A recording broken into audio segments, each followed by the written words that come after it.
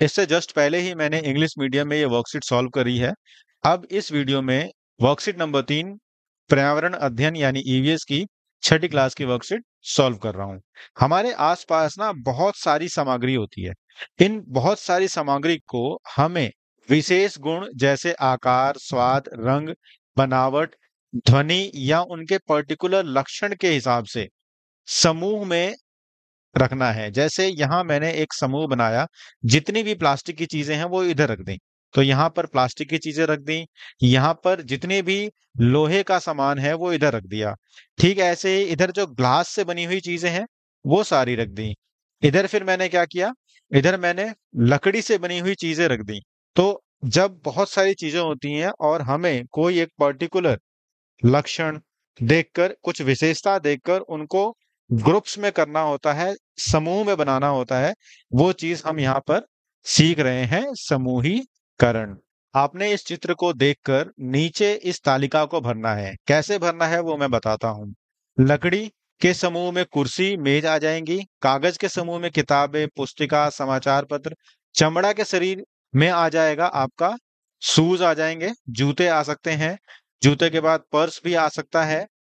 Plastic में क्या होगा, प्लास्टिक में आपके ग्लास आ सकते हैं, पानी की बोतल आ सकती है, पानी की बोतल जो आप स्कूल लेके आए हैं, ये सब प्लास्टिक के बने हैं। कपास की चीजें क्या होंगी, कपास का मतलब ये हो गया आपके कपड़े जो कपास के बने होते हैं। तो इस तरीके से इस टेबल को आपको भरना है। अब आगे हम सवाल को करते हैं। निम्नलिखित में से कौन सी वस्तु चमड़े से बनी होती है। तो चमड़े से बनी हुई वस्तु मैंने अभी आपको ऊपर लिख कर दिखाया कि पर्स चमड़े से बना हुआ है। तो इसका आंसर बी हो जाएगा। माचिस की तिल्ली, दिया सलाई, देखिए हिंदी में दिया सलाई कहते हैं, आमतौर पर किस सामग्री से बनाई जाती है।